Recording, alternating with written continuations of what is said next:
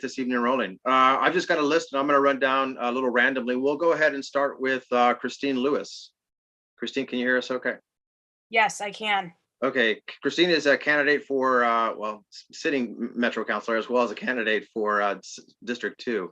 Christine, take it away. Oh, and the way we'll just basically call time verbally at the time, and then we'll just keep proceeding like that. Wonderful. Thank you so much. Thanks for the opportunity to be here with you tonight. My name is Christine Lewis. I use pronouns like she and her, and I'm honored to be in my 4th year representing District 2 on Metro Council. And what that means for Multnomah County is I represent the neighborhoods of far southwest Portland, like Burlingame and Marshall Park, Dunthorpe, Markham, West Portland Park. I've got 2 great educational institutions in my district, PCC Slovenia and Lewis and Clark College. My district also is huge and includes a whole bunch of Clackamas County all the way to Happy Valley and Oregon City. So I've got a diverse set of constituents. And I think that one of the things I've done best at Metro is make sure that the south part of the region is not forgotten about. We deserve our fair share of investments. And absolutely, when it comes to housing, transportation, and parks, I think I've helped deliver. With housing, I'm really proud of the work we did to refer the supportive housing services measure that passed. And we are right now on the ground helping add services in all 3 counties to make sure that people are getting connected to services and putting them in stable homes. We're also helping to build those homes through the construction bond passed in 2018, affordable housing in all parts of the region. We have 30 projects in the pipeline and 4 projects already open in various parts of the region. Obviously, with transportation, I've got a big challenge right now in standing up for the southern part of the region that's being targeted with tolling at ODOT. We need to make sure that we do have congestion pricing as a whole regional system if and when we get there, and we don't pick on different parts of the region. We need to be investing in local neighborhoods and making sure that the neighborhood streets work. That means areas like 82nd, TV Highway, and 99E need to rise. These arterials need our help so that pedestrians and bicyclists can use them, so that the buses move on time and we can actually increase transit ridership. I was supportive of a bunch of good projects that went into a transportation measure that unfortunately failed. One of the things I helped champion was a youth pass. We need to make sure that our youth are able to access public transportation, and I hope to see that back in the future. And then finally, I mentioned parks. We passed a parks measure. I've been really happy with how our parks are rolling out. We have 2 new parks in the region, neither of them in Multnomah County. One of them in my district, though, Newell Creek Canyon. It's in Oregon City. If you ever find your way out this way, there's a beautiful walking trail. It's our first park that has a mountain biking trail as well. So bring your family, very accessible mountain biking. When it comes to park investments in the Multnomah County portion of my district, I'm really proud of the work we did with the Boone's Ferry Fish and Wildlife Trail Passage. That was in partnership with the City of Portland and BES. We took a culvert and we made it a bridge. There's fish passage, a pedestrian trail, and that was part of our Nature and Neighborhoods grant. And, you know, Metro is about convening in partnership with our local governments. I'm also making sure that we're thinking about the neighborhood scale, because not everybody has access to the planning that happens at the government city level or the county level, but everybody has access to making sure that they have their community voice. Metro needs to be responsive, and that's one of the things I try and champion. And I think I might be out of time. Well, actually, that was 3 minutes. So that leaves plenty more time for question and answer. We're trying to cap y'all at about 12 minutes so we can get to our business meeting. So I think, Marcia, do we have any questions in the chat that have popped up? Not so far. So not so far, Christine. So if you want to take 1 more minute to tell us about a couple more fabulous things, I'll watch for questions coming up here. Sure. A couple of other things that I'm really passionate about that we're working on at Metro. We have the Construction Careers Pathways Project. That is a set of construction frameworks that we are using not only at Metro, but we're asking other local governments across the region to adopt. So that when we go out for public projects, we are incorporating apprenticeship and diversity metrics into those public projects. We've spent so long saying we need to get more people of color and more women into the trades. It's not only about saying that door needs to be open, it's about creating the demand.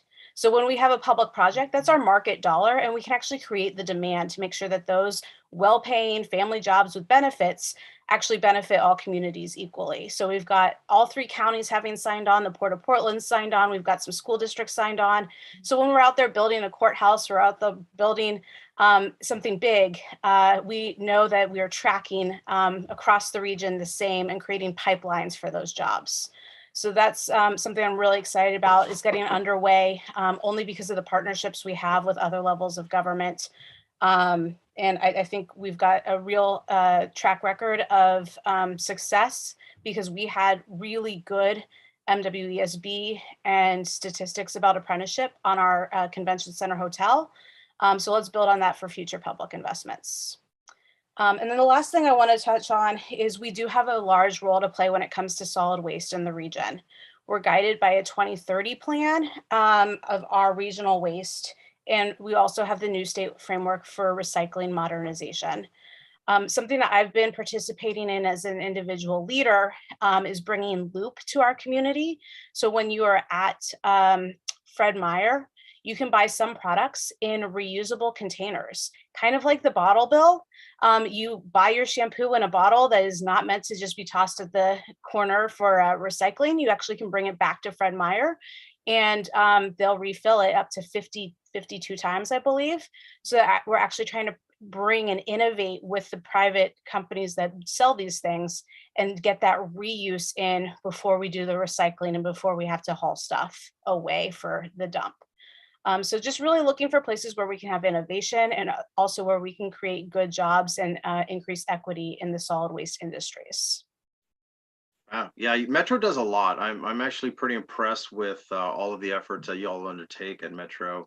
One thing I'm curious about, do you all take any, do any emergency planning or coordinating with the city of Portland or Multnomah County? Are you all involved in any kind of emergency planning? We do have a director of emergency planning. Her name's Courtney Patterson. We actually stole her from the city right before COVID. We are lucky. We are beyond lucky to have Courtney on our team. And so we do actually help at the regional level. There's obviously other regional tables that are kind of senior to us because they involve the real on the ground operations. But when it comes to planning, because our strength is planning and metrics, we do have a regional role to play for emergency management. In particular, in the midst of an emergency that is creating a lot of debris, that's where we add our expertise the most. So last February, where we had the ice storm, an incredible amount of debris was produced. We helped map out not only staging areas, but also how that was going to get out of the region because we had to get the roads up and working again. So you move a tree to the side of the road, then you move the tree to a staging location, then it has to actually go out of the region through a coordinated plan. Wow, awesome. Marcia, do we have questions? A couple, yes. So let's see here. So really exciting about the apprenticeship projects that you're doing. Can you tell a little bit about women and minorities participation numbers? Yeah, I'm seeing the question really wanting the numbers, and we set a basically a baseline goal of percentage, and we do the percentage by, I believe, number of hours on the job site, 20%. And that's what we're shooting for. And in some projects where we've got an agency that's hit 20% before, we'll have an aspirational goal that's bigger than that. We also want to make sure that we are not seeing that goal being met in just one trade. So we want to encourage, pre-apprenticeship to get folks in through all the different trades so that you don't have all of your numbers being met by, say, flagging, when wouldn't it be great to have some women learning how to lay tile and some people of color learning how to be laborers. Exactly. And then also excitement on the reusables, which you just brought up. And so I think, in fact, I'll reach out to you because if there's a way that we can get involved in that, I know that's something that's going to be really appealing to a lot of folks in our organization. Yeah, and Loop is run, it's a private industry. So like it's a partnership between the industry and Fred Meyer. Just something, I was on the phone with Loop once every 5 or 6 weeks, basically saying, if you want to pilot on the West Coast of the United States, Portland's your city. And they bought it. They said, yep, Portland's the place we want to be. You know, they're in Tokyo, they're in London. They do a little bit of mail order on the East Coast, but they wanted to launch on the West Coast of the US. And they were looking at LA, San Francisco, Seattle, and Portland. And we won. Yay. Yay. Okay, so I get to ask, so no, I will ask my question. How, and this, I don't know if it's a 1 minute question, but so, you know, Metro working on housing so is that a really big issue for the city of Portland? So is that a big issue for the county?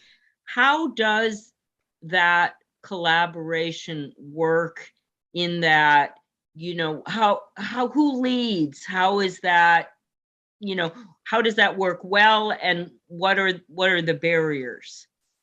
That is not a 1 minute question. Do we have the No. whole hour? I will answer high up, and then Marcia, I'm happy to follow up. I'm happy to also write a little bit of a written response if that's something everybody wants to hear about. But I'm going to talk about two different paths because we have two different sources of money. On one hand, we have the source of money that is bond funded from 2018, that is affordable housing bonds. And that is to build new housing that is affordable or to retrofit existing housing so that it can be accessible at an affordable rate. Those dollars go out through 7 different jurisdictions. And those are the 7 jurisdictions that are sophisticated enough to have HUD funding flow through them already. So in Clackamas County, it's only Clackamas County. None of my Clackamas cities are big enough to have a housing office. But when you get into Washington County does it, but so does Beaverton, because Beaverton is big and sophisticated. Then you look at Multnomah County, and Portland gets a share, and Multnomah County gets a share. So that's how those partnerships are in 7. But then when you come over to the supportive housing services, which are the dollars that pay for everything from a voucher so that somebody can stay in a unit with some services connected to them, to the caseworkers who are out on the streets, or whatever the supportive service funding is, that's with only 3 partners. And those are the 3 counties. And that measure passed with partnership of the 3 counties. The 3 counties came to us and asked, in fact, begged for us to be the referring agency. They did not want to each write their own and try and go out in 3 counties. They wanted coordination. And the one role that they said was, not only is Metro a funder, you're also the data experts. So we've been spending a lot of time over the past 6 months working with the 3 counties so that we're getting data from them in the same way so we can actually compare apples to apples. We're at time. Oh, okay. That's what I got. I want to give you a quick 30 seconds to just wrap yourself up as a candidate, if you don't mind. Sure. Thank you so much. I am running for a 2nd term because in every single one of these areas I've touched on tonight, I have a lot of passion. There's a lot happening. And frankly, I want to give 4 more years to the community to make sure that we see ourselves through on these promises to the community. I do have an opponent, a Republican who lives in Happy Valley. So I'm taking this race seriously. I ran a hard race last time. I was in a 4-way primary. I knocked a heck of a lot of doors. I'm going to be out there again as a grassroots candidate. I'm proud to have support from a lot of organizations we all know and trust. I'm a Working Families Party candidate, Oregon League of Conservation Voters. I've got lots of labor today. I just got notice from LIUNA that I received their endorsement, but also have IBEW, Northwest Oregon Labor Council, AFSCME. I will be out there as a candidate who has got support from the grassroots. If you want to get involved with my campaign, ChristineLewisForMetro.com, find me on Facebook, or I launched my campaign with a party outside in person this weekend, 3 p.m. on Saturday at the Willamette Ale and Cider House in Westland. Awesome. Thank you, Councilor Lewis, and best of luck. So I messed up earlier. I got out of order. Thank you, Co-Chair Taylor. So our next candidate coming up is Christina Stevenson, who is who's a candidate for Labor Commissioner. Christina, are you with us? I'm here. Awesome. Do you remember that you were here earlier, so I'm sure you heard the timing? Yep. All right. The floor is yours. Thank you. Okay, thanks so much. It's so good to be here with you. You know, many of you here know me from the work we've done together to make Oregon stronger. For those who don't know me, my name is Christina Stevenson, and I'm running to be your next commissioner of the Oregon Bureau of Labor and Industries. And so if you haven't met me yet, the first thing you should know is I'm a mom. I'm a mom who started my company at the kitchen table when my son was just 3 months old and the economy was rough. I know what it means to make payroll every month, the salary, the taxes, the benefits, whether it's March of 2020 or the end of a banner year, I know what it means to pay my employees before I pay myself. Before I go buy Pokemon cards for William, before I go wander around a bookstore, before I, pay for science camp, I hold up my end of the bargain. I fulfill the promise I made to my employees when they put their faith in me. And that's just it. Employers make a promise that before anything else, they'll uphold, at the very least, the laws that are protected by the Bureau of Labor and Industries. And you would think that wouldn't be a problem. But now what we do at this small business of mine is we fight bad guys. Mostly we fight greedy bad guys when they're breaking the laws enshrined by the Oregon Bureau of Labor and Industries. We hold them accountable, we help them correct course, and we get workers what they're owed. I've represented hundreds of Oregonians all across the state in cases of wage theft, discrimination, and retaliation. That includes someone's pay stub missing the overtime they've worked. That includes workplace harassment, unsafe working conditions. And that includes a whistleblower case where my tiny law firm went toe-to-toe with Wells Fargo. We took on one of Wall Street's biggest banks and their army of lawyers, and we beat them in court. We won because the law was on our side, and that is something that we can never take for granted. That is why this race is so important. So at its core, the labor commissioner's job is to make sure that all the workers, the employers, the dreamers, the side hustlers who make our economy run, they have someone in their corner, someone on their side who wants them to win. And I'm running for labor commissioner because I fundamentally believe that Oregon should be the best place to live and work in this country. And I'm running because right now we have an opportunity. We have an opportunity to say to the thousands of Oregonians who've left terrible jobs during this pandemic that we see you and we can connect you to a career path that is actually fulfilling, to skills you need to get ahead, to apprenticeships that are accessible in high skill industries where the worker shortage is a worker crisis. Healthcare, construction, education, high-tech manufacturing. We have the blueprints from our great union apprenticeships. We don't have to wait for the next Fed report or next buzzword. Work has changed. It is no coincidence that right now unions are at their most popular. Our workforce is ready, our industries are ready, and I'm ready, to start skilling up, giving our homegrown talent a reason to stay and work in Oregon. And you can be damn sure that I'm ready to enforce the laws that protect them at work. This race is about how we're going to do business and treat workers in Oregon. I'm proud to have the support of the last 5 labor commissioners. And when I'm labor commissioner, together we're going to train the workforce through innovative apprenticeship programs. We're going to enforce the laws of our state, stand up for workers, and hold employers accountable when they break the rules. And we're going to empower businesses to do the right thing, educate them on how to comply with the laws. Because no matter what industry you're a part of, technology, ranching, construction, healthcare, Oregon makes you a promise. If you work hard and you play by the rules, someone's looking out for you. And it would be the honor of my life to uphold that promise to you as Oregon's next labor commissioner. Thank you, candidate Stevenson. We're at 4 minutes. Marcia, remember folks, if you have questions, put them in the chat. Marcia will call them out. Marcia, you want to kick this off? Sure, yes, thank you. So the one question I have so far is, as the work that has already been done in Boley, there are a lot of achievements, but what would you say is the biggest problem or challenge you would like to solve going in as labor commissioner?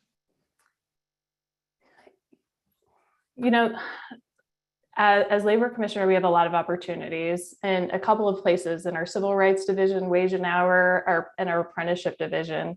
And when I think about what one of the things that I want to rapidly scale, it's this model. It's called strategic enforcement. And this is a model where if you listen to me enough, you'll hear me talk about it a lot, because it's going to have us proactively investigating. So actually reaching out to workers in the workplace, in workplaces that have a track record of not doing right by workers. It has us cooperating with community organizations like the Coon and others to make sure that we are creating the trust so that we are able to help those workers and meet them where they're at. It looks like working with Northwest Justice Workers Project in Coon to go make sure farm workers have good housing. It looks like going out and actually asking home care workers directly, are you being harassed? I mean, we have the data, we know this is happening. We know it's disproportionately falling on people of color and women of color. And so that is the model that I'm going to be looking to us rapidly scaling at BOLI. Great, thank you. And actually that kind of addresses the other question that came up about helping minority groups, people of color and women. Yeah, I think your proactive scheme is really interesting. Any other questions, folks? Go ahead and put them in the chat if you have something.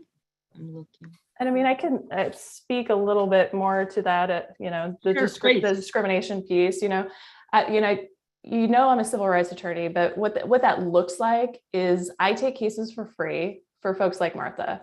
This is not her real name. I'm protecting her privacy. Martha's a custodian making just above minimum wage, but the best part of her job, the real benefit, is that her kids get to go to college tuition free so long as she's employed. I mean, and Martha's supervisor knows this. He knows she wants her kids to go to college. And so after it starts engaging in sexual harassment, he says to her, you either keep quiet or your kids aren't going to college, right? And so I got involved in that case, and turns out this is a serial sexual harasser. He was using the same threat of termination to keep a woman who gets sexually assaulted quiet. And I got involved in that case. And it's not an easy case, but I don't back down from a hard case. Took years, but we held that institution accountable. That supervisor no longer works there. And then when that case was done, I wasn't done. So next I went on in my free time. This is what I do for fun. In my free time, I went and I helped draft the Oregon Workplace Fairness Act, a law that is designed to hold bad actors like this accountable. Now as labor commissioner, I'm going to be the one enforcing these laws. And so you can bet I am going to be enforcing them for working people. All right. Thank you. No more questions, Marcia? No more questions. Okay. Candidate Stevenson, do you want to just take a quick minute to wrap up? Give us your final stump speech. Sure. Or 2 minutes. You got time. Okay, great. Look, this race is really important. This is the agency that protects and defends the civil rights of all Oregonians, not only in the workplace, but in housing and in public accommodations. This race is so important. And look, the big companies that I go up against, the Amazons, the Wells Fargos, the Walmarts, they do not want someone like me in this office. And there is another candidate, and they're going to be more interested in a Republican candidate, right? So this is a really important office. We need people to get involved. I'll tell you, we've been really excited about the support. We've got U.S. Senator Jeff Merkley, Governor Roberts, Congressman DeFazio, a number of legislators, the Oregon AFL-CIO.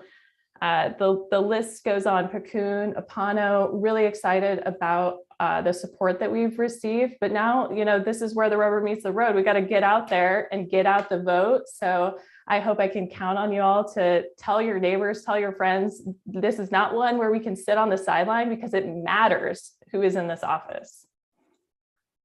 And I'll put in the chat where the contact information. Please.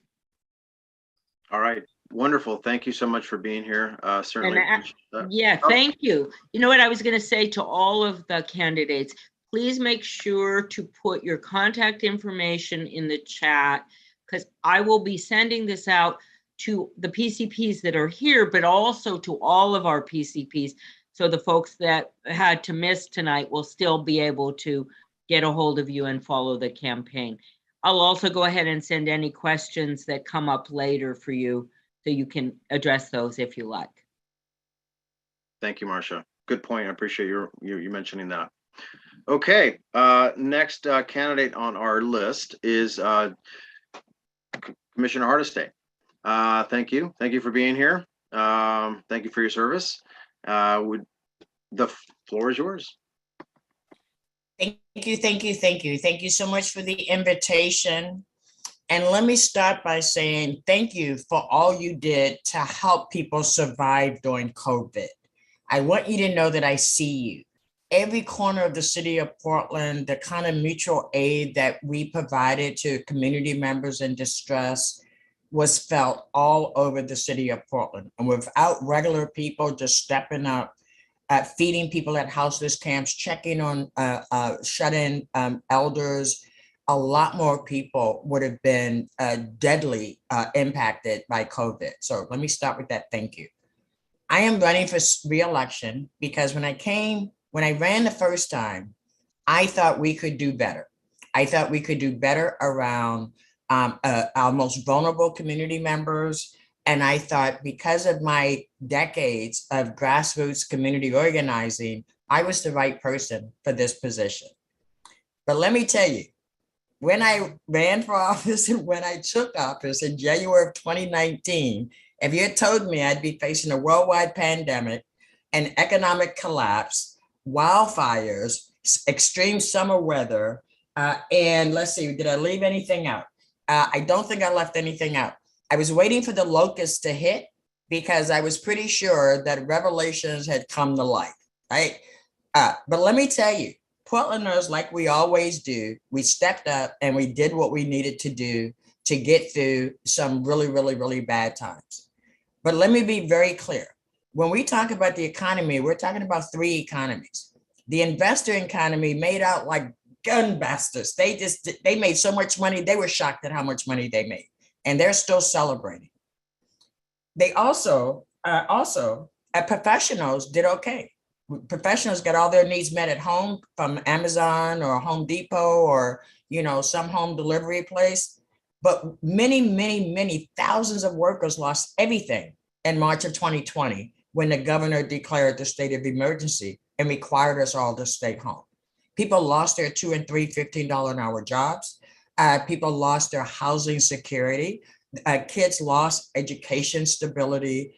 And so when we talk about the economy as if everybody's ready to just jump back and open up and get back to normal, normal will never be normal again for many of our community members.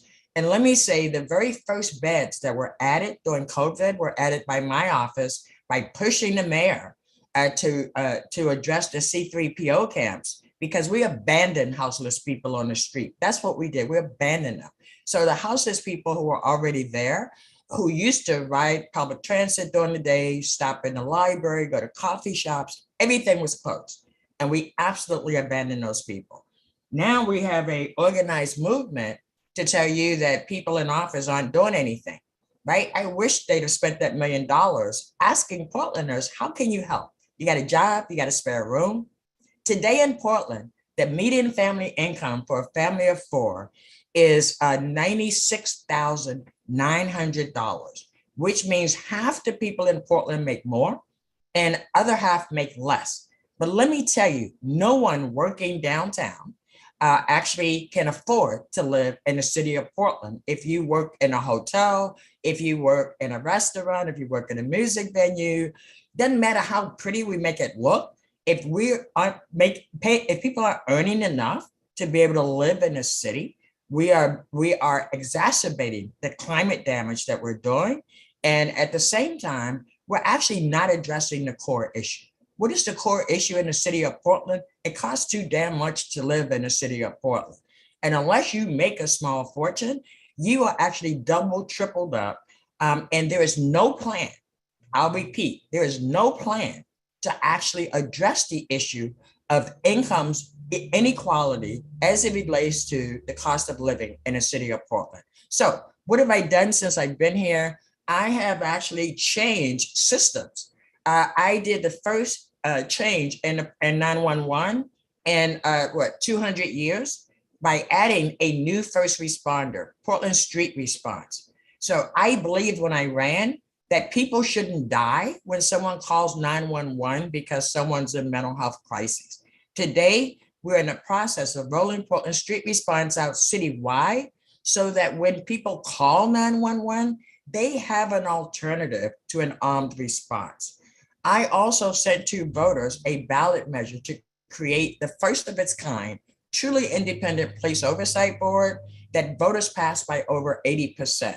I will also say that, and we now have a commission that's working on the policy that the city council will adopt in order for that new committee to actually take on the work that the voters said they want them to do. I will tell you that we've made significant changes. However, we still have a lot of work to do before we have a police force that all communities can trust will show up and treat everyone with the respect and dignity they deserve. I will stop there because I could talk for my whole 12 minutes. That's actually I'd much rather perfect. answer questions, and I know there are a lot of questions. I want your support. It is important that I continue the work that I've started, and I'm happy to answer any questions you have. All right, Marcia. Okay, we do have a lot of questions. I know. From Mike Smith, who lives in the Foster Powell area and walks through the Mount Scott area frequently. Back in October, you and Parks Commissioner Rubio championed the pilot program to put traffic controls in that Mount Scott Arleta neighborhood. And that project had an immediate effect on gun violence. Can you talk about that and how that might be used in other parts of the city? Yeah, so I'm a community organizer, and so I do nothing at City Hall without bringing the community with me. That's who I am. That's who I've always been in this community. And so the community in Mount Scott said they had reached out to a lot of folks. They'd reached out to many people in different levels of government, trying to figure out how they could build a partnership with someone to help mitigate the gun violence. And clearly gun violence is at epidemic proportions in our community. And so they reached out to my office. I sent my community justice organizer to go talk to the community members. I met with Commissioner Rubio and I said, the community has this really innovative idea, right? Because what they've noticed is that it wasn't that people were shooting guns in their neighborhood, but people were using their neighborhood as a getaway, right? So they were driving real fast, using these turn stops to just like zoom through the neighborhood. As you know, vehicle violence is at the same level as gun violence, but we don't get the same kind of publicity as a transportation commissioner to try to address the issue of vehicle violence. We're killing almost the same number of people with automobiles as we are with guns, right? So, and both are important. So the project was really about how do you be responsive to a really creative community idea?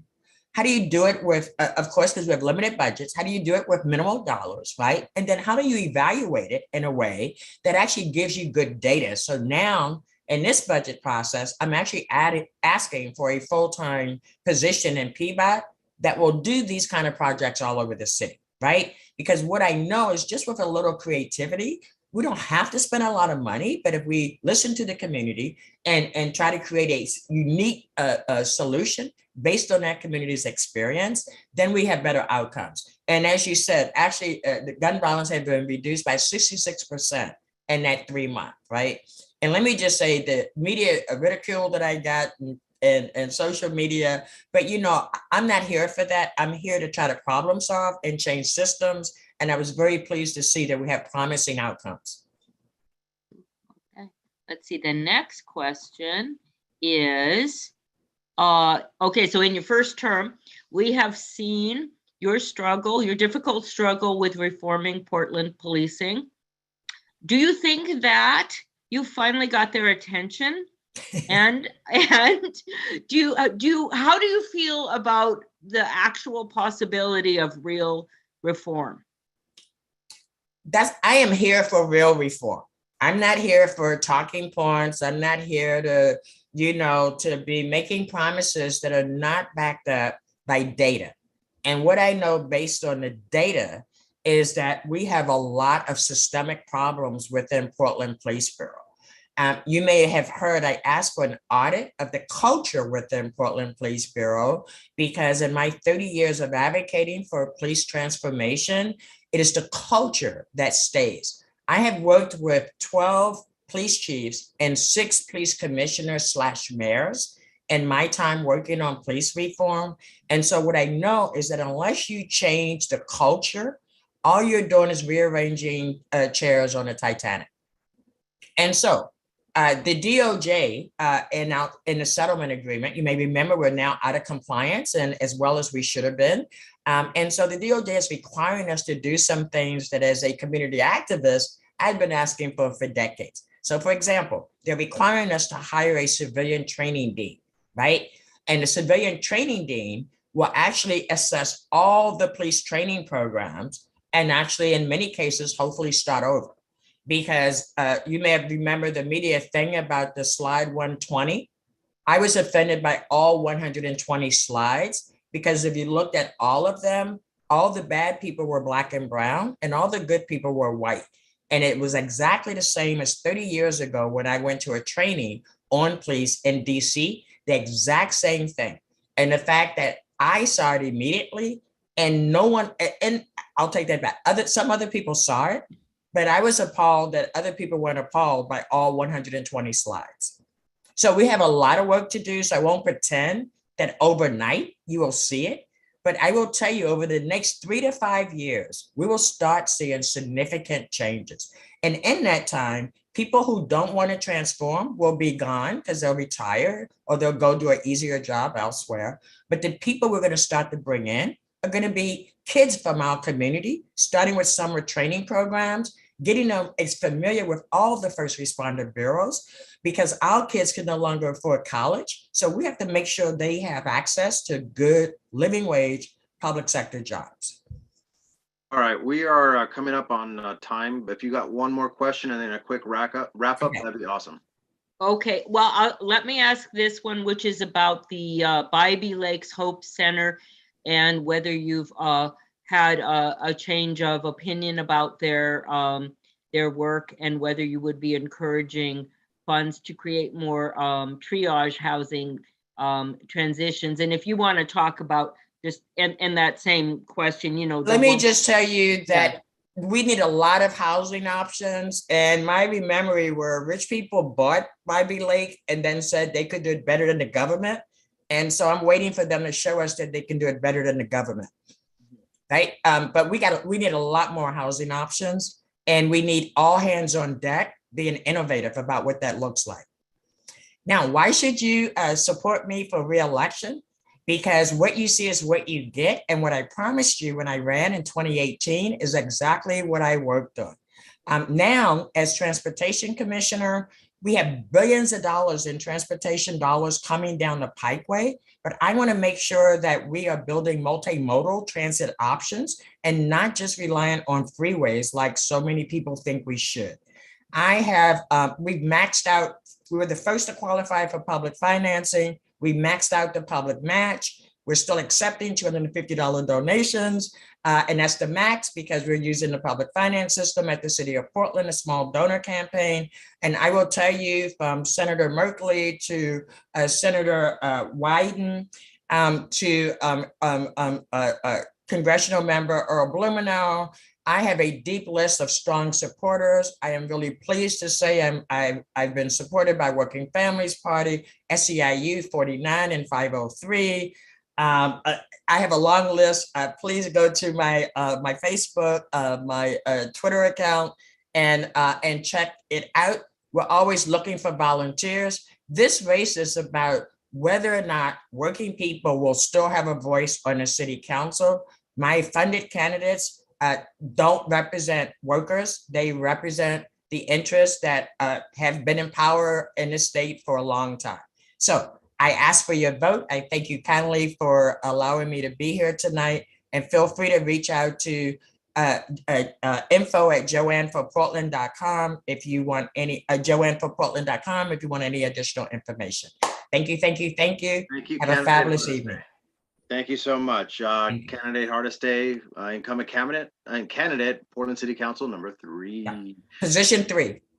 All right, folks, we're going to move on to the next person, but real quick, we've had a couple of people in our waiting room, and I just don't want to leave them out if somebody's familiar with them. If you are familiar with them and these names are familiar with you, chat with Lisa and send Lisa, our vice chair, too, a message. We have Ben Thigpen and Dr. Jim Guadino.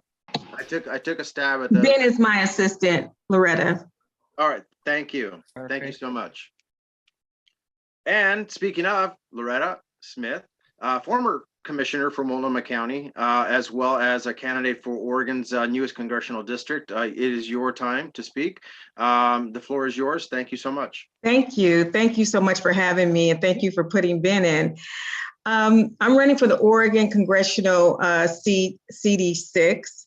And as many of you know, I was a congressional aide for 21 years for Congressman Wyden and Senator Wyden for 21 years, 7 years in the House, and then 14 years in the Senate.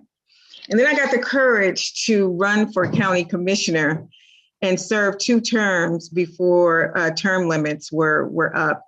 And it was the greatest joy and opportunity to be able to work at a safety net government, to be able to help the most vulnerable in our community around housing, health care, and I say jail care.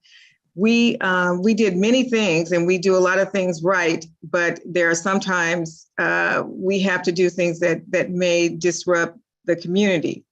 But I had a joy and a big honor to do that and to be able to serve. 3 things that I wanted to do as a commissioner was to protect seniors and to build an infrastructure for our youth around workforce and making sure that there were jobs and opportunities to excel. And we hit all of those marks. We made sure that we grew a summer jobs program for underserved kids who had not had opportunities to work in the public sector at all, to know exactly what we do. If you ask folks, if you go out and take a poll and you ask folks, what do county commissioners do, or what do you do in the county? And folks really won't be able to tell you. But what we do is we are that safety net. And the nice thing about the county, you can kind of build your own kind of priorities based on the constituency that you serve. I served District 2, which was all of North and Northeast Portland. And the first few months that I got there, I had a big, huge town hall meeting. This was back in 2011. And I said, I wanted to talk to Black men. I want to have a Black men's town hall meeting, because one of the areas in which we were failing at, we had a lot of Black men in our judicial system. And I wanted to figure out, how do we get enough wraparound support? So what do we need to do to help them so that I don't see them on the 4th floor anymore? I don't see them in our jails, and we do things to be proactive. And so that was the first time Multnomah County had in 2011. And that was like, wow, that was about 11 years ago.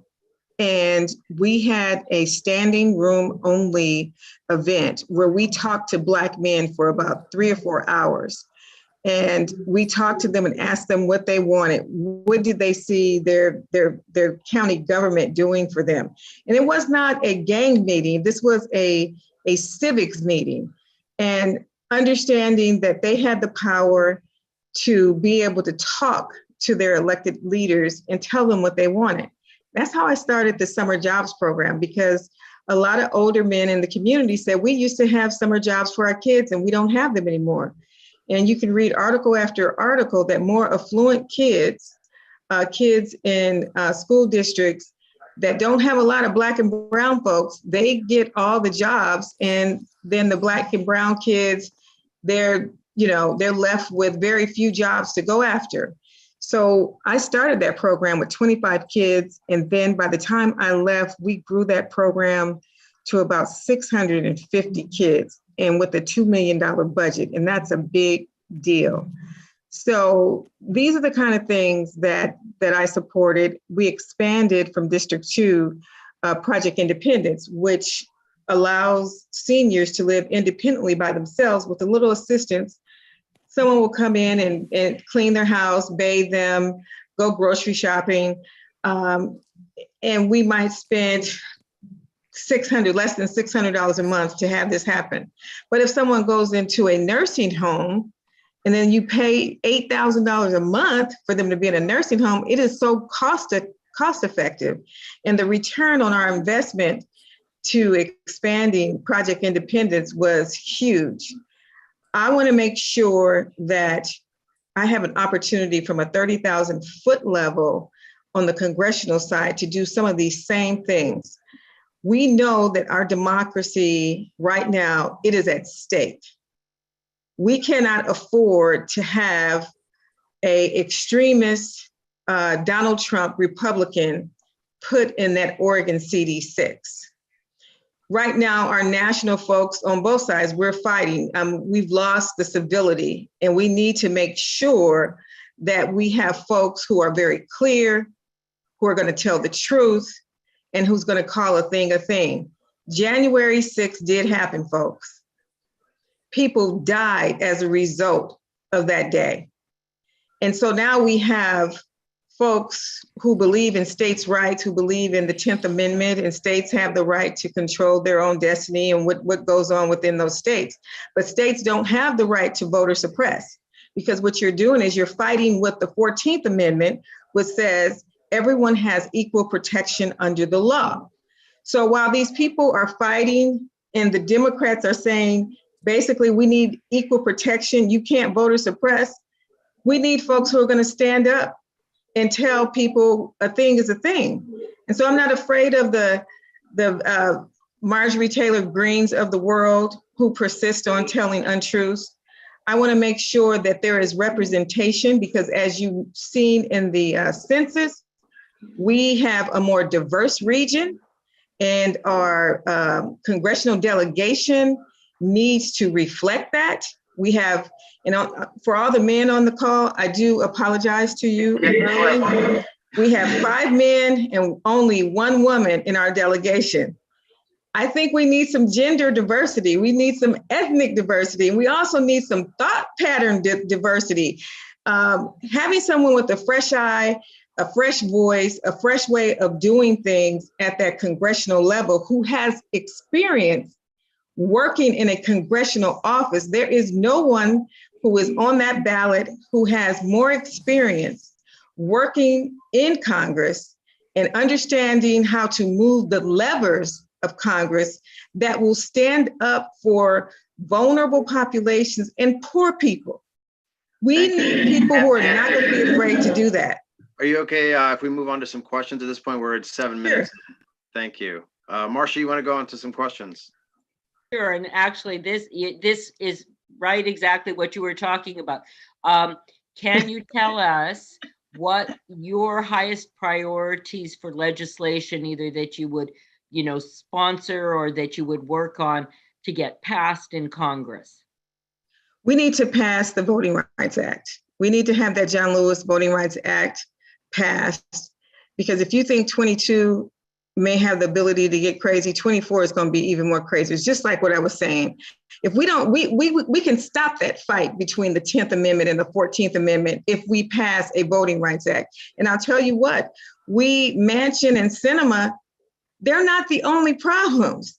There are 50 other Republican senators who we need to get on who have not passed it either, who are not willing to pass it.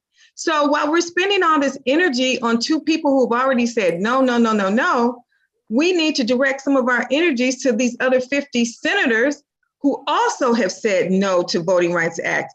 And if they're very clear, and if they want to follow the Constitution, they will pass this act in short order. And that is one of the first acts that I'm going to try to work on if elected.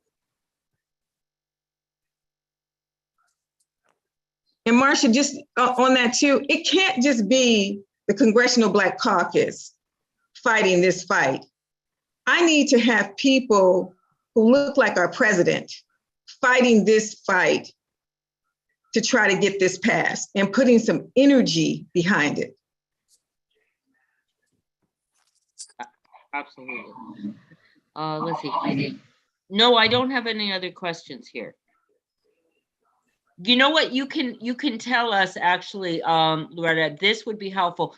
So Congressional District 6 doesn't, although it doesn't overlap into Multnomah County, of course, every voter here, it really matters. Our entire congressional delegation, matters. How can folks in Multnomah be involved in the race? Well, I need volunteers. I need people to help me knock on doors. I need people to make calls, write postcards, and ring a message that a Loretta Smith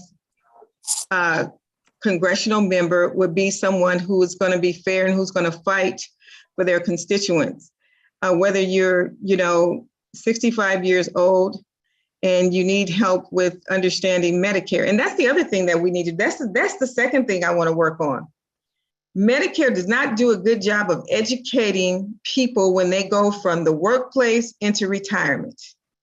We need a workplace to retirement person that's in every workplace so people can understand. Because if you do not do Section A and B within the 2 months before or the 3 months after, you are in the penalty phase and you are never able to get on Medicare.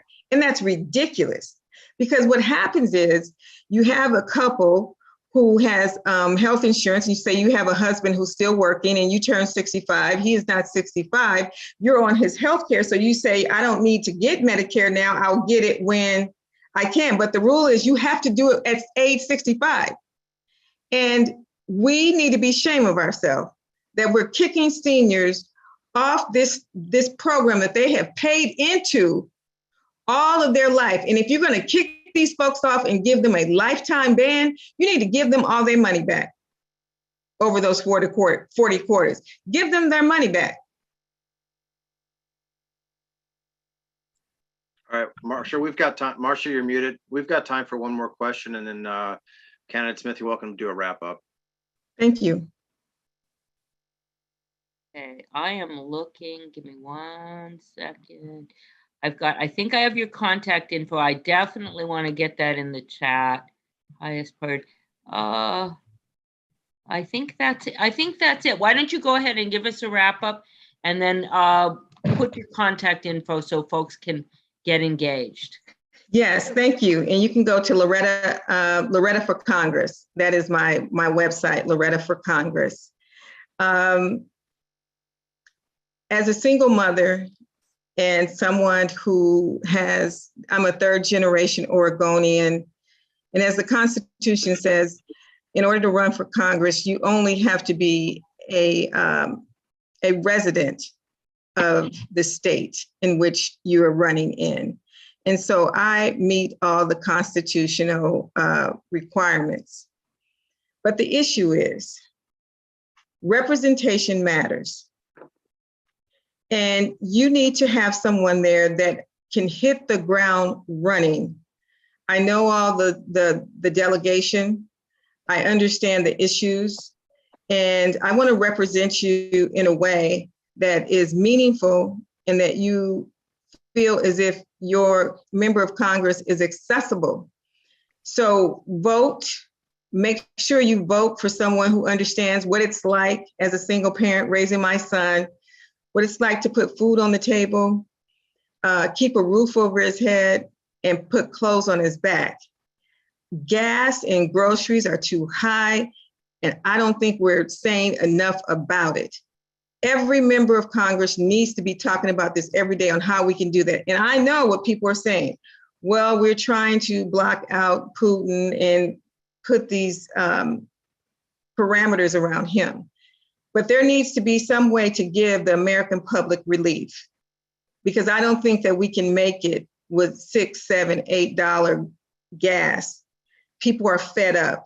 groceries are higher than they've ever been.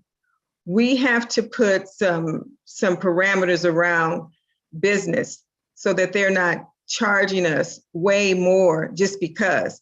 And lastly, I will also be wrapping up, how do we deal in COVID situations? As you saw, communities of color, older adults, they were hit hardest with this COVID-19.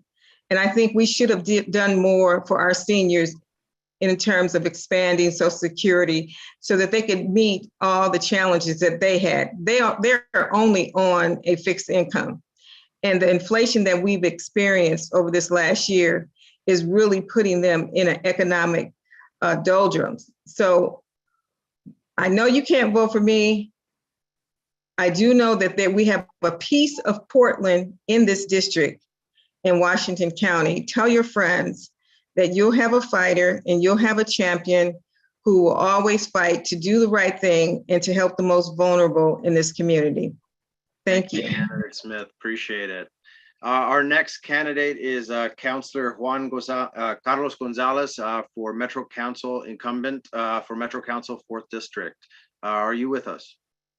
Yeah, I'm here. Floor is yours. Thank you so much, Chair. I appreciate it. And a pleasure to be in this virtual space with everybody. As was just mentioned, my name is Juan Carlos Gonzalez. I'm running for Metro Council to represent District 4, which is North and West Washington County. And as it so happens, I don't represent any of Multnomah County.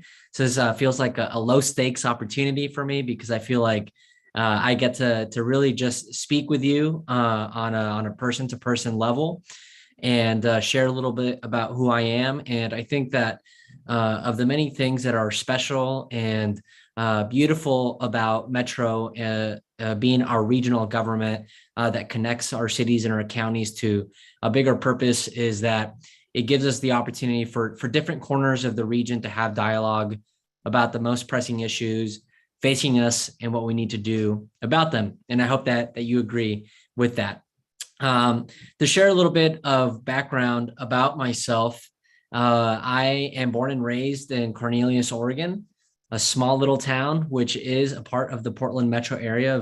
When I was born, it was about 7,000 people, which is always a good example, I think, for folks to remember that there are a lot of different sized communities in the region. But growing up in that part of the region to two immigrant parents, I was able to see the experience of a working class bedroom community that would often have to commute to work, that would experience different levels of urban services, whether that's public transportation, whether that's safe crosswalks, whether that's quality of a whole bunch of different things, quality of parks and trails. And so as I had the opportunity to grow throughout my career, I really saw Metro as a special place to elevate regional discourse and dialogue around some of the key issues that Metro works on. Throughout my first 4 years on the Metro Council, I've had the opportunity to work on a whole bunch of things that I think impact the entire region. Councillor Christine Lewis, who was here earlier, and if she's on your ballot, let me tell you, you have to vote for her. And she is an incredibly hard worker, incredibly diligent, and I can assure you that she's representing you with every fiber in her soul and in her body. But anyway, back to me again. I don't have to advocate for myself in this space necessarily. So I want to elevate others, and of course, Commissioner Hardisty did a great job too. So I see you, Commissioner. Getting back to my first 4 years, I've really felt like the leadership that Portland elected officials have shown around 82nd Avenue and elevating the importance of arterials and community infrastructure, it has really left a mark in me. And for the West Side, have been working with leaders, mayors, county commissioners, unincorporated neighbors and constituents to create a community energy and momentum around TV Highway, which is a 19-mile corridor. Has a lot of the similar characteristics to 82nd Avenue in terms of transit usage, proximity to communities of color that live on that corridor, rely on that corridor, and creating this public process that can elevate the needs, really revision the future of the corridor, and ultimately get local governments to support that in their plans so that we get funding and truly change that.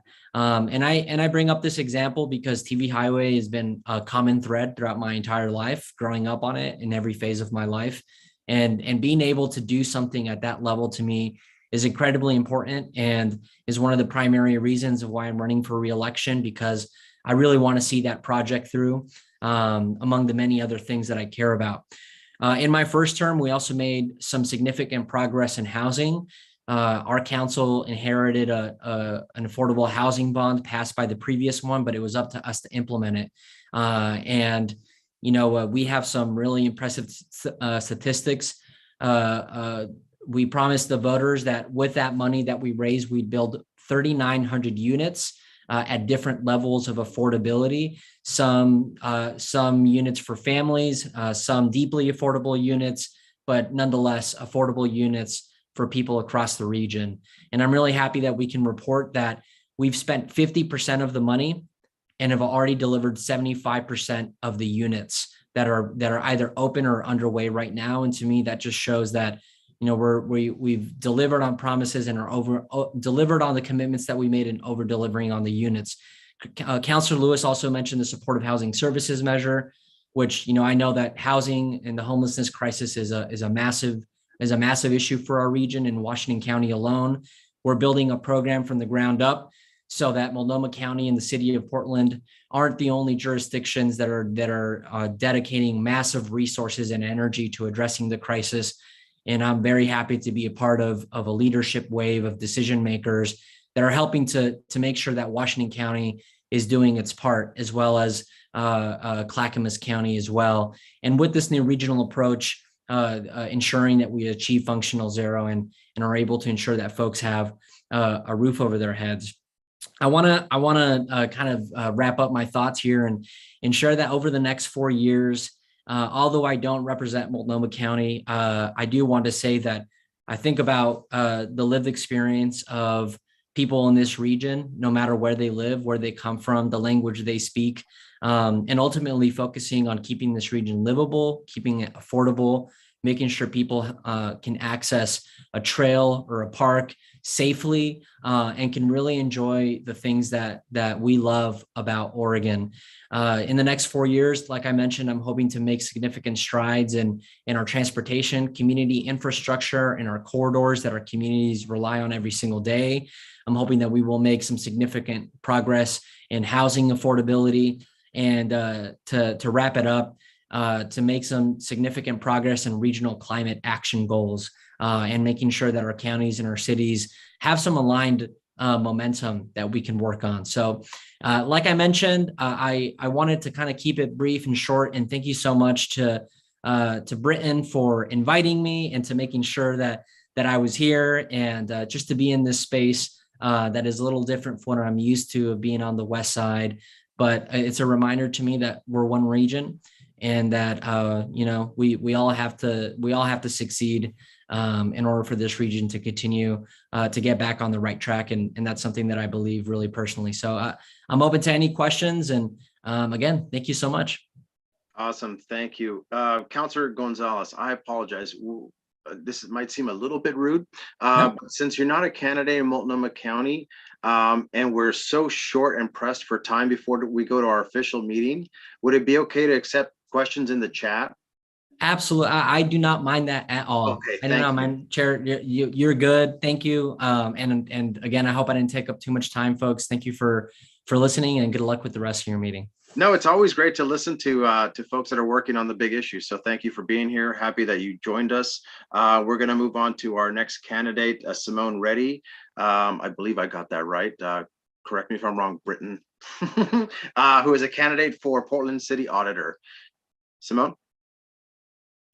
Yes, you got that right. Thank you for having me.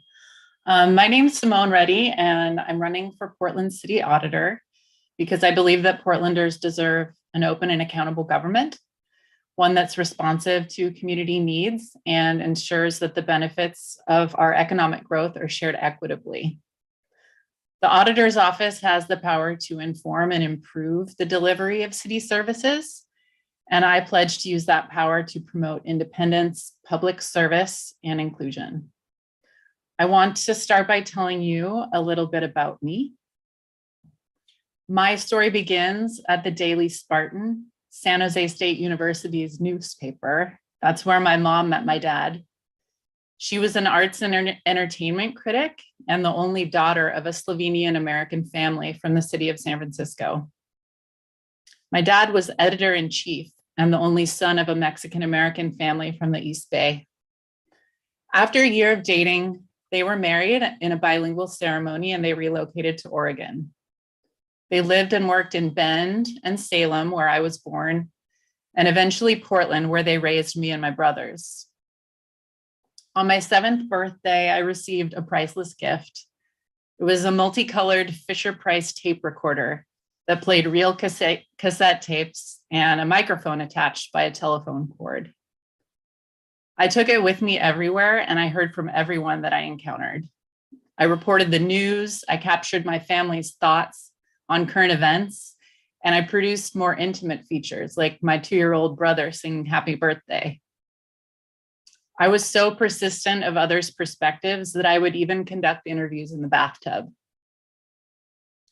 Asking questions of public interest fueled my pursuit of higher education, where I developed the ability to conduct my own research.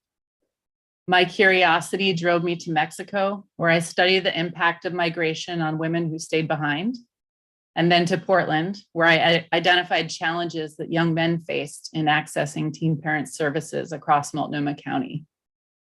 And I would later go to Pittsburgh, where I led an investigation of the economic and social impact of community gardening. I finally landed in Salem, where I started my auditing career at the Oregon Secretary of State. And since then, I've applied outreach and analysis skills to performance audits of Oregon's childcare system, TriMet, the Oregon Zoo, Metro's Affordable Housing Bond Program, and Metro's Diversity, Equity, and Inclusion Program, just to name a few. I'm running for city auditor because Portlanders have questions and they want answers about their government. The auditor's office is uniquely positioned to make city government more accountable and accessible to the public. Portland has had an elected city auditor since 1891, so that it answers to voters rather than city officials. The office provides independent reviews that address the experiences of city residents. It also provides access to public records and oversees city elections, as well as the lobbying registration program. The office can't do its job unless we hear from people about what's not working, so we can develop solutions to their problems.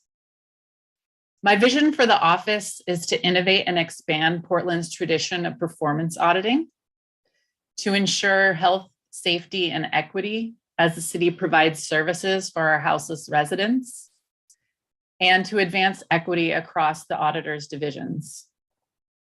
I'm stepping up to this role with 2 audit certifications and broad community support.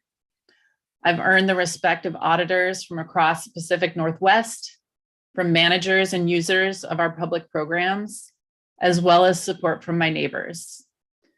I believe that people should have a say in decisions that affect them, and I know that performance auditing has the power to inform intelligent government action. And for these reasons, I'm ready to be your next city auditor. And I'm very excited to hear from you for the chance to answer questions rather than be the one asking them. Perfect. Marcia? You're muted, by the way. Okay, here we have first question. Was there a specific moment or event that led you to decide to run for this auditor position? Yes, I have to say that it was when the incumbent, Mary Hill Caballero, when she decided not to seek re-election, I acted quickly. I was already qualified to run for this office. And for those who don't know, it's unique and it's typically a narrow field. This is the first time the auditor's office has been contested since 1986. And that's partly because it requires an audit certification, such as a certified internal auditor, which I have, or a certified public accountant designation. And what I would ask you, because I'm waiting for some other folks to put in questions, but in terms of what is the priority of the audits? How does that happen, and what do you have in mind as high priority topics? Well, certainly all of the topics that have been mentioned by candidates so far are things that would be within the auditor's purview. We've heard about emergency preparedness and response, certainly housing and homelessness, traffic, infrastructure and street connectivity. All of those issues, anything that's touched by city government would be in the purview of the auditor's work. I think the approach that I want to bring is a risk-based one, and that would take into consideration not just the amount of investment in these programs, but also the ability of these programs and initiatives to protect the safety and health of our residents. So issues that would create that kind of risk. And then I want to prioritize things that matter to Portland residents themselves. So finding ways to get their input on the issues that matter to them and making sure that they have a voice in setting our audit priorities. I have a question about comparing your vision of the auditor's job to your opponent. Can you specify that one? It doesn't, and if you have, folks that are endorsing you or supporting you. Sure. Well, I can, as I said, this is the first time the auditor's race has been contested for many years. I really am prioritizing a focus on performance auditing, which is a tradition that's really special to our region. It started with the election of Jewel Lansing almost 40 years ago. And she really took an approach that went beyond looking at how well the city's resources are accounted for and looking at how well outcomes are being delivered for voters. So those are the kind of projects that I want to pursue as auditor. I have support from several current and former elected auditors, including our Multnomah County Auditor, Jennifer McGuirk, our Metro Auditor, Brian Evans. I also have support from local community and business leaders. And I'm really excited to carry on this tradition of performance auditing at the city. Thank you. And then this question about, are you using small donor match to finance your big splash television campaign? Thank you. Yeah, I'm participating in the small donor elections program. My opponent is as well, and it's been a tremendous help to my campaign. This is a completely grassroots effort, and I'm using volunteers and mentors to fuel my success. So I'm accepting small donations from individuals as well as member organizations to help me get my word out and inform more voters. You're muted. Pretty good. I'm trying to get through all these questions because they're kind of the same. I think that it's good. And remember, if we don't get to all the questions today, Marcia's going to send them out, and hopefully we'll get some replies from our candidates, which we'll redistribute to you all as well. You still have several minutes available if you want to. So I'm curious, one of the questions that, if I got this right, is, as far as like auditing the city in monies that get designated to small businesses and, COVID relief and all that. Is that something that needs a good looking over, to make sure that the money went the right directions? Yeah, I think that's a great ripe area for audit. In our world, we look at things like internal controls, and those are basically any measures that city officials and managers can take to prevent things from going wrong. And so COVID, we've seen a lot of relaxation around internal controls, and that increases the risk of fraud, waste, and abuse. So certainly something that the auditor could look into. And I think, my position around any kind of program where the city is awarding money, it's really the auditor's role to make sure that those processes are competitive and that folks on both sides of the process are being consistent, both in how eligibility criteria is applied and also the way that the city is publicizing the information so that folks have an equal opportunity to access those resources. All right, we're almost at time. Marcia, Simone, do you want to just give us a quick 1 or 2 minute wrap up? Sure, thank you. I want to thank you for hosting this event. It's really wonderful that you are doing this so that voters can make informed choices in May. I want to leave you with 3 reasons why I'm ready to be Portland City Auditor. One is I have a proven understanding of government auditing standards, including independence, and I'm committed to upholding that standard so that our office's work remains credible. I'm dedicated to ensuring that government resources, including our audit resources, are serving those who need them most. And I know that government works best when diverse voices are heard. That means communicating results in ways that encourage public involvement and consider public input in setting our audit priorities. And I look forward to growing an open future with you in May.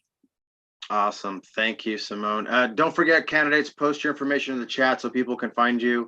They're asking, they want to know how they can connect.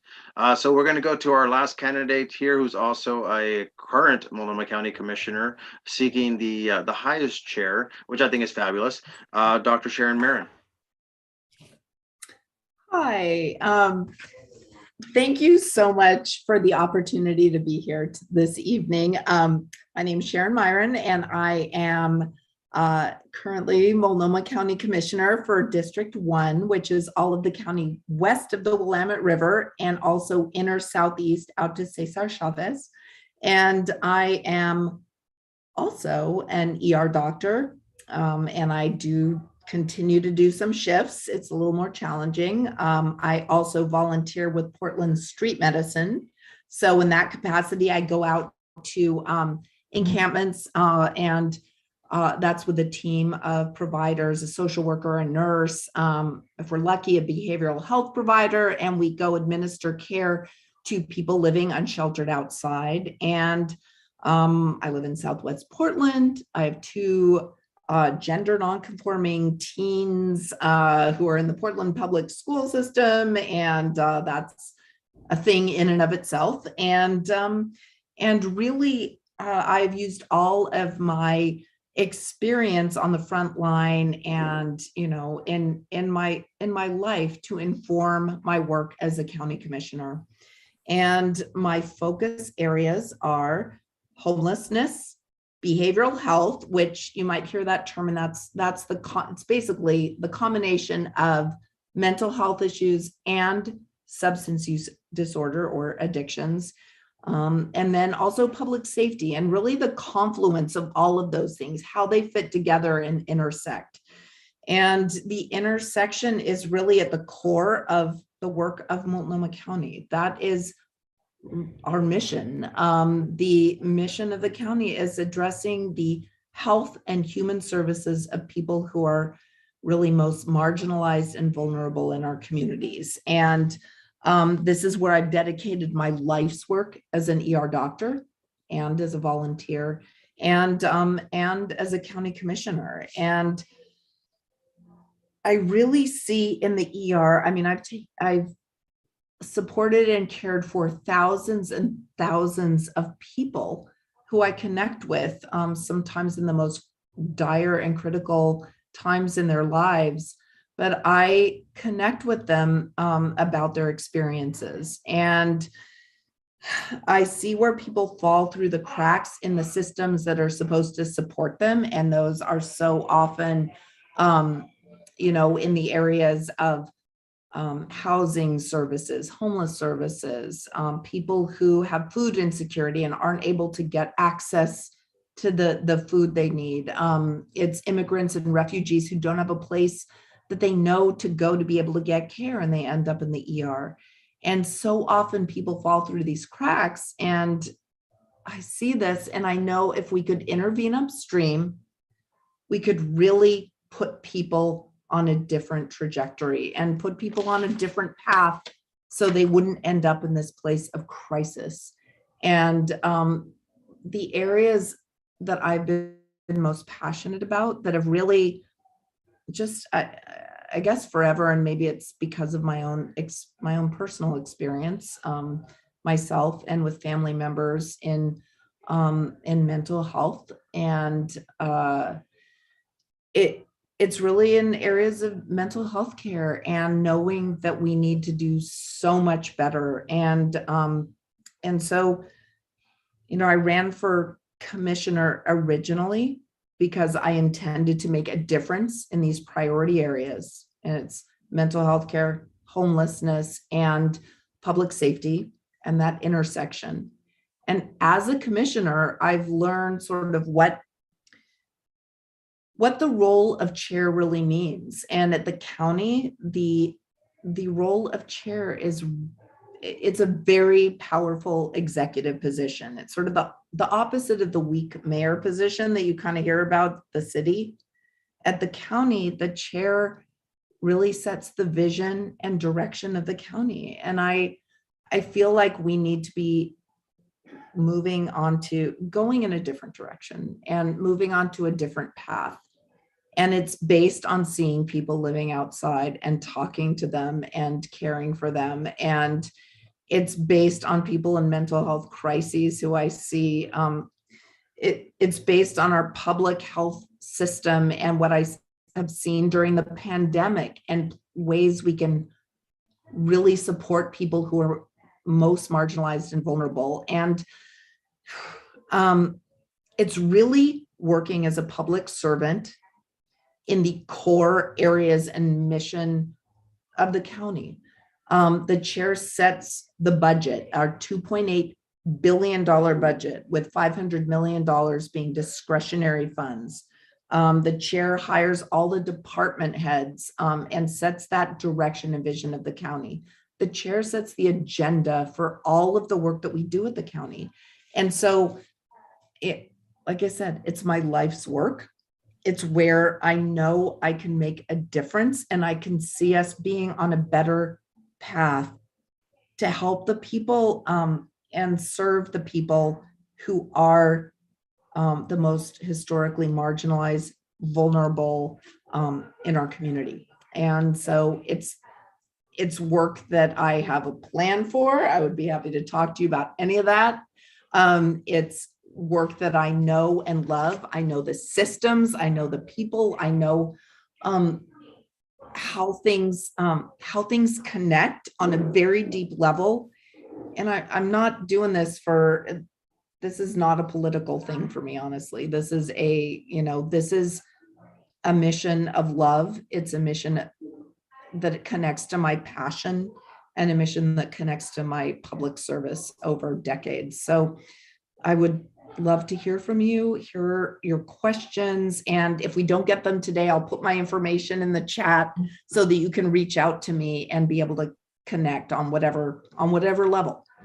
So that's it. Thank you, Commissioner Myron. Marcia, let's go to questions. Sure, thank you. From Kevin Fitz, Oregon Mental Health Consumers Association. Can you tell us what your hopes are for the Behavioral Health Resource Center in downtown Portland, and how this shelter for homeless individuals with mental health and substance issues will benefit from using this service? Oh my gosh, thank you.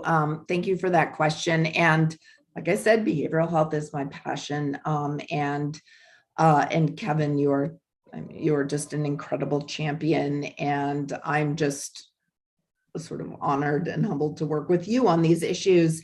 And the key for the Behavioral Health Resource Center, for those who aren't aware of it, it's located in the Parks block of downtown.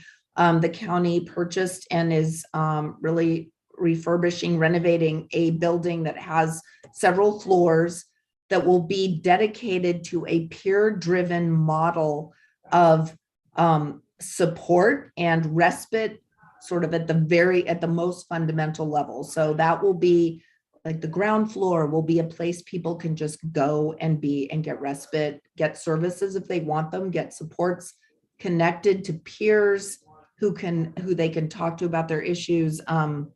That's the base level.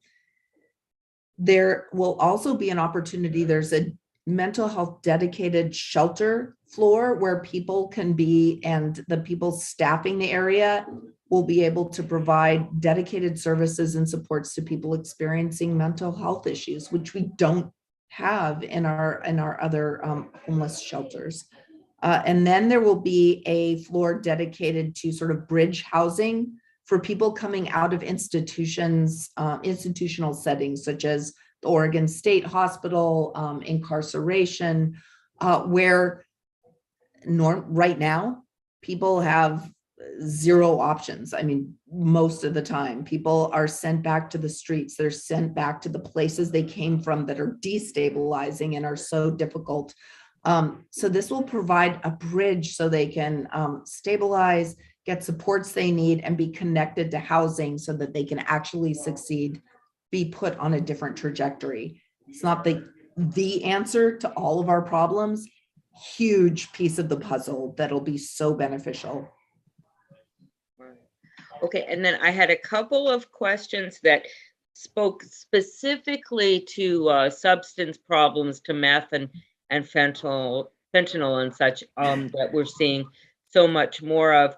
And kind of in that same question as well, the issue of an adequate pipeline of mental health and substance abuse providers to be able to meet these needs, and how we manage to scale that up. Yeah. I can't tell you how much I love that people are asking these questions, and that this is because this is my passion and my, like I said, sort of my life's work. And right now we are seeing such desperate need in our communities. I mean, it's with our youth and our schools, and it's with people living unhoused, and it's in people in our communities who don't have access to culturally specific resources. It is across the board. We're facing behavioral health crisis. And in particular with our unhoused community, we are facing issues with methamphetamine use, also fentanyl. And we saw the tragic deaths over the past week of two high school students who used fentanyl, didn't know it was laced in something, and died. And we do not have a handle on this, and we need to get a handle on it, because right now what we're seeing, methamphetamine is a scourge. It is different from what it's ever been. It can lead to psychosis that is permanent, not just while you're using the drug. It leads to violent and criminal behavior. It is a very bad actor. And we are not elevating this and talking about it and developing the resources we need to address it to the extent we need to. And it's one of the reasons that I'm running, frankly, is because we need to be focusing on these issues in our community. And I don't see us doing that. And we're facing these crises. And I see us going, I know we can be on a better path, but we need to acknowledge at the very least before we can actually move through these crises and address them. Well, unfortunately, we are over time, but if you want to take a quick minute or two to just wrap it up, that would be much appreciated. And then we'll move into our formal business meeting. Yeah, and I'll get all the other questions over to you. Don't worry. Thank you. There's more. Thank you. Thank you so much for that. And yeah, what can I say? I really appreciate the opportunity to talk to you here today. And I know the, Multnomah County commissioners and chairs race are theoretically nonpartisan, but it's a group where we have a real alignment of values, and it is a very it's a very progressive alignment of values, I would say. And the one thing I would like to leave you with is how I'm running against two of my fellow commissioners who I love and respect. And what I look at is, it's not as much running against them, but it's the moment of time we're in. What do we need right now to move us through a confluence of crises that are behavioral health, homelessness, public health? How do we get through this? And that is what I do. It's the core mission of the county. It's what I do. My colleagues will be there regardless. They're going to be there for the next 3 years. So this is great. We get to work together, but we need someone who can triage and has the expertise in these areas. And that is me at this point in time. So I will get my information to you, would love to answer your questions and connect with you further. Thank you. Wonderful. Thank you, Commissioner Myron.